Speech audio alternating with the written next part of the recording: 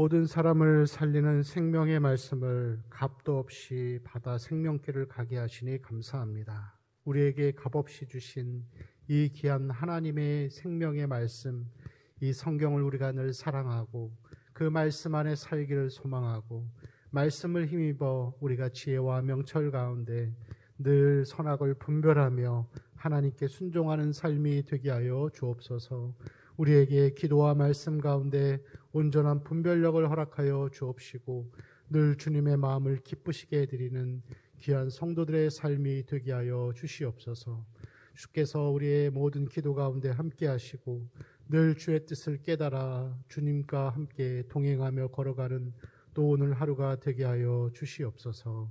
감사하며 우리 주 예수님의 이름으로 기도합니다. 아멘. 잠언 말씀 보시겠습니다. 네, 오늘부터는 잠언 말씀을 시작하게 되었습니다. 잠언서 1장 1절에서 7절까지의 말씀입니다. 1절을 제가 먼저 읽겠습니다. 다윗의 아들 이스라엘의 왕 솔로몬의 잠언이라. 이는 지혜와 훈계를 알게 하며 명철의 말씀을 깨닫게 하며 지혜롭게 공의롭게 정의롭게 정직하게 행할 일에 대하여 훈계를 받게 하며 어리석은 자를 슬기롭게 하며 젊은 자에게 지식과 근신함을 주기 위한 것이니 지혜 있는 자는 듣고 학식이 더할 것이요 명철한 자는 지략을 얻을 것이라. 잠언과 비유와 지혜 있는 자의 말과 그 오묘한 말을 깨달으리라. 7절 같이 읽을까요? 여호와를 경외하는 것이 지식의 근본이거늘 미련한 자는 지혜와 훈계를 멸시하느니라. 아멘. 예, 잠언의 말씀은 우리가 보는 것처럼 1절에서 이제 다윗의 아들 이스라엘 왕 솔로몬의 잠언이다라고 하면서 이 잠언의 저자가 다윗의 아들인 이 솔로몬이라는 것을 말씀하고 있습니다. 여기서 우리가 보고 있는 이 잠언의 말씀 2절에 보니까 지혜와 훈계를 알게 하고 명철의 말씀을 깨닫게 하죠. 그래서 이 잠언이라는 내용을 읽으면은 지혜와 훈계와 명철을 깨닫는다는 그 문자적 의미를 넘어서 이 잠언은 성경 전체를 이야기합니다. 그래서 우리가 성경을 읽고 하나님의 말씀을 가까이 할수록 우리에게는 지혜와 또 훈계와 명철의 그러한 어떤 이 판단력을 가지게 되는 것이죠. 이 지혜라고 하는 이 단어는 이 성경에서 특별히 이 잠언에서 41회나 그렇게 기록되어 있습니다. 지혜라는 뜻은 뭐냐면은 올바른 판단력이라는 의미입니다. 올바른 판단력을 갖게 하는 것. 그리고 명철은 이 참과 거짓 그리고 선과 악을 구별하는 그러한 능력을 이야기하는 것이죠. 잘 기억하시기 바랍니다. 지혜는 올바른 판단력이고 명철은 선과 악을 구분하는 능력입니다. 그래서 이 2절 말씀을 통해서 지혜와 훈계와 명철의 말씀을 깨달은 자들은 3절부터 6절까지에 나오는 그러한 삶을 살아갈 수 있게 한다라는 이 결과물을 보여주는 것이 3절부터 6절까지의 내용입니다. 그래서 3절을 보면은 지혜롭게 하죠. 여기서 이 지혜롭게 한다는 것은 2절에 나오는 지혜하고는 좀 다른 내용입니다. 그래서 2절과는 다르게 여기서 지혜롭게 한다라고 하는 것은 신중하게 판단하고 사려 깊다라는 그런 의미입니다. 그리고 의롭게 또 정직하게 또 이 정의롭게 살아가도록 하는 것이죠. 이것이 바로 지혜와 훈계에 의한 결과물입니다. 자, 4절 말씀을 보니까 어리석은 자를 슬기롭게 하죠. 자, 어리석은 자는 뭐냐면은 마음이 외부를 향해 무방비로 열려 있는 자라는 뜻입니다. 그래서 외적인 유혹에 쉽게 넘어가는 자들, 그래서 사기당하고 이런 것들에 쉽게 넘어가는 자들을 이야기하는 것이죠. 자, 그런 자들을 지혜롭게 한다는 것, 슬기롭게 한다는 것이죠. 자, 그리고 이 4절에 또 보면은 뒷부분에 젊은 자에게 지식과 근신을 준다. 여기서 지식은 인격적인 경험, 체험들을 이야기하는 것입니다. 그리고 근신하게 한다라는 것은 신중하고 숙고한다. 신중하게 숙고하다. 그런 뜻입니다. 그래서 이것은 무슨 이야기인가 하면은 이 젊은 사람들이 경험의 부족 때문에 경솔하게 행동하기 쉽잖아요. 그래서 올바른 판단력이 부족하기 때문에 쉽게 어떤 유혹에 넘어가기도 합니다. 그래서 이러한 젊은이들이 사력 있고 또 신중하게 행동하도록 만드는 것이 바로 하나님의 말씀의 지혜라고 할 수가 있죠. 자, 그러면서 이러한 역할들을 하는 이 말씀, 그래서 7절에는 이제 결론을 내립니다. 여호와를 경외하는 것이 지식의 근본이다. 지혜의 근본이다. 이것은 잠언 전체의 표어라고 할 수가 있습니다. 여러분, 여기서 말하는 것은 뭐냐면은 이 여호와를 경외한다라는 것은 하나님을 향하여서 공포심을 갖는 것이 아니라 하나님을 공경하는 마음에서 나오는 거룩한 두려움, 이런 정도로 정의할 수 있습니다. 그래서 오늘 말씀을 이렇게 전체적으로 보면은 하나님 말씀을 깨닫고 읽고 하는 것이 하나님을 경외하는 거예요. 그리고 하나님 말씀을 읽고 깨닫고 그것을 가까이 하는 자는 지혜로운 자의 삶을 살아가게 된다라는 것을 우리에게 보여주고 있습니다. 여러분, 하나님이 세상을 만드셨습니다. 하나님이 세상을 만드셨는데 만드시는 동시에 시간과 공간을 만드시고 그 가운데에서 우리가 살아가게 하셨어요. 그렇죠? 그래서 우리가 부모를 통하여서 태어나죠. 자라가면서 점점 어른이 돼가고 죽음까지 이르게 됩니다. 이 모든 과정들이 하나님의 시간과 공간이라는 그 창조 안에서 우리가 살아가는 거예요. 세상 사람들은 여러분, 우리 포함해서 하나님이 만드신 이 세상의 공간 안에서 하나님의 창조의 원리를 따라서 살아야지만이 올바른 삶을 살아갈 수 있어요.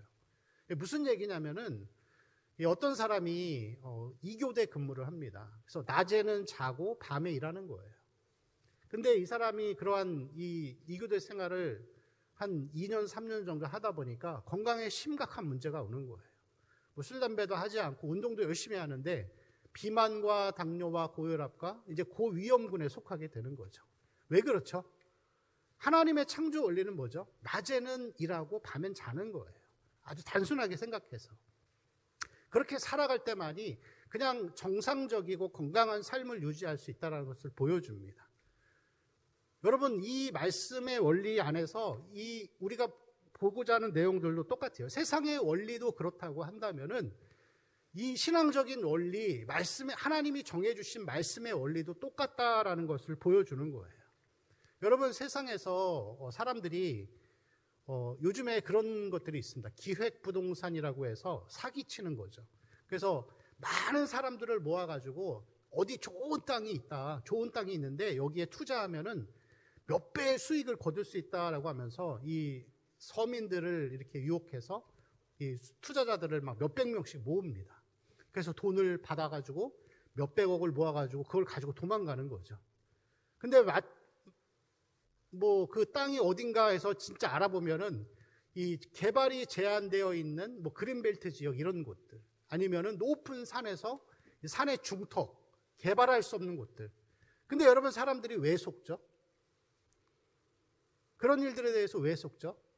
그 마음에 하나님의 지혜가 없는 거예요. 마음의 중심이 뭐죠? 인간의 탐심이 중심이 되기 때문에 쉽게 속아 넘어가는 거예요. 그런데 여러분, 우리가 하나님의 말씀을 가까이 하고 하나님과 더불어 살아가다 보면은 이 말씀의 충만함이 이루어져 갈수록 우리 가운데에서는 올바른 판단력을 갖게 되는 거예요. 올바른 지혜와 명철을 가지고서 세상을 바라보면서 올바른 것들을 계획하고 실천하면서 살아갈 수 있다라는 것을 보여주고 있습니다. 여러분, 하나님의 말씀을 늘 가까이 하는 삶이 되어야 합니다. 이 말씀이 우리를 지혜롭게 하고 올바른 판단력을 주고, 그리고 하나님의 뜻이 무엇인지를, 이 선과 악을 구별할 수 있는 능력들을 우리에게 주신다는 것이죠. 여러분, 이 지혜의 충만함이 정말 가득하면은 정말 놀라운 일들을 우리는 행할 수가 있습니다. 제가 예전에 한번 수예배 때 그런 얘기를 했었는데, 이 존 버년이라는 사람이 감옥에 있는 6개월 동안에 하나님이 지혜를 충만하게 하셔가지고 책을 썼는데, 그게 철로 역정이라는 책이었습니다. 한번 읽어보세요. 인간의 두뇌로는 도저히 쓸 수 없는 책이에요. 영적인 원리와 지혜들이 그 안에 다 담겨 있어가지고 하나님의 지혜가 충만하면은 그러한 놀라운 일들을 행할 수가 있습니다. 우리의 신앙의 선배 중에서 아주 유명한 목사님이 계시는데, 이 목사님은 이 말씀이 얼마나 충만했는지 주일날 아침에 거울을 앞에 두고서 그 거울에서 이 넥타이를 매는 이 짧은 시간 동안에 하나님이 영적인 침체라는 것에 대한 이 진리를 쫙 보여주시더래요. 그래서 그 보여주신 그 생각을 가지고서 책을 썼는데 500페이지가 넘는 책을 써냈습니다. 근데 여러분, 말씀을 꾸준히 보시면은 그것은 목회자만이 뿐만이 아니라 모든 성도들도 말씀이 충만하면은 하나님의 진리들이 계속 우리 앞에서 스쳐가면서 그것이 우리의 삶을 지배하며 나아가게 됩니다. 오늘날에는 이 기독교의 신앙이 굉장히 피상적이어서 그냥 굉장히 단순하게 생활하는 것을, 그게 대세가 되어가고 있습니다. 성경을 읽는 성도들이 별로 없어요. 아니, 심지어는 목회자들도 신학자들도 성경을 잘 몰라요. 그냥 몇 가지의 그런 신학적인 원리들을 가지고서 열심히 공부해놓고서 나 성경 다 안다 이런 식으로 가버리는 거죠. 근데 여러분, 신앙에는 지름길이 없습니다. 성경을 이 창세기부터 계시록까지 한 번을 읽는데 여러분, 시간이 얼마나 걸리는지 아시나요? 아무리 빨리 읽어도 하루에 1시간씩 읽어도 2달은 걸립니다. 그런데 이 성경을 읽는 횟수가 많아져 가면 많아져 갈수록 10번을 읽고 20번을 읽고 또 그렇게 쭉 읽어가면 읽어갈수록 하나님의 지혜가 충만해져서 우리 안에 지혜와 명철이 가득 차게 되고 올바른 판단력으로 이 세상을 살아가는 그러한 능력이 생기게 됩니다. 상대방 누군가가 나에게 무슨 말을 하면은 이 말이 정말로 진실된 것인지 그렇지 않은 것인지 그런 것까지도 보여지는 그러한 하나님의 지혜가 충만해져 가는 것을 볼 수가 있습니다. 여러분, 여호와를 경외하는 것이 지혜의 근본입니다. 그렇다면 여호와를 경외하는 것이 그것을 통해서 지혜를 얻는다고 하는 것은, 여호와를 경외하고 한다는 것은 하나님이 나의 주인이고 나는 하나님의 종이라는 의미입니다. 그리고 나는 종으로서 하나님이 명령하신 거룩한 명령들을 우리가 순종하며 살아가는 것을 이야기하는 거예요. 거룩한 명령들이 무엇이죠? 말씀을 읽고 기도를 하고 또 예배를 잘 드리는 삶, 예배자의 삶을 사는 거예요. 그것은 여러분, 우리가 종된 나를 인식할 때만이 할 수 있는 삶들입니다. 나 하고 싶은 대로, 나 바쁘고 나 피곤하고 힘드니까 말씀 내일 보지, 기도는 나중에 하지, 이렇게 돼버리면은 하나님이 나의 주인이 되지 않는 것이죠. 그렇지만 여러분, 내가 하나님 앞에 종으로서 매일매일 기도 생활하고 이 말씀을 꾸준히 읽고 이러한 삶을 사는 것이 여호와를 경외하는 것입니다. 그리고 그 삶이 하루 쌓여서 시간이 지나서 5년이 지나고 10년이 되면은 우리 안에 말씀이 충만해지고 기도가 충만해져서 하나님의 지혜와 명철로 채워져 가는 것이라고 할 수가 있습니다. 여러분, 신앙에는 지름길이 없습니다. 아주 중요한 기도의 제목, 우리 안에 지혜와 명철의 충만함들, 말씀을 꾸준히 봐야 합니다. 꾸준히 기도해야 합니다. 그것이 조금씩 쌓여서 10년 후에, 20년 후에 하나의 큰 결과물이 되는 것입니다. 여러분, 신앙은 인스턴트가 아닙니다. 그냥 쉽게 요리해서 먹는 그런 것이 아니라 오랜 시간 국물을 우려내서 만드는 그런 귀한 보양식과 같은 것입니다. 우리의 신앙이 그냥 단순하게 한 달, 2달을 책을 읽고 공부하고 그렇게 해서 성장해 가는 것이 아니라 지금 우리 성도들이 하듯이 매일 새벽에 나와 기도하시고 매일 하나님의 말씀을 꾸준히 읽고 이것이 쌓여서 그것이 하나님의 지혜로 충만해져 가는 결과물이 되어가는 것을 우리는 꼭 명심해야 합니다. 하나님의 말씀을 가까이 하시고 그 말씀을 꾸준히 읽으시고 또 기도 가운데 하나님의 지혜가 명철이 우리의 삶을 지배하고 우리 안에 충만해져 가는 그런 은혜가 있는 하루가 되기를 축원합니다. 우리 같이 기도하실 때 하나님 주신 말씀을 기억하면서 이 하나님 주신 생명의 말씀, 값도 없이 주셨으니 그것을 우리가 늘 귀하게 여기고 이 말씀 가운데 살아가는 삶이 되기를 위해서 같이 기도하시고, 오늘 교회의 10대 기도의 제목, 첫 번째 교회에 나아가는 방향을 위해서 교회의 모든 사역들이 이 말씀과 기도를 따라서 하나님의 뜻대로 이루어져 가도록, 하나님의 은혜 가운데 섭리 가운데 이루어져 가도록 위해서 같이 기도하시고, 또 각 가정의 기도의 제목들, 특별히 우리 환우들을 위해서 우리 주여 한번 부르고 기도하겠습니다.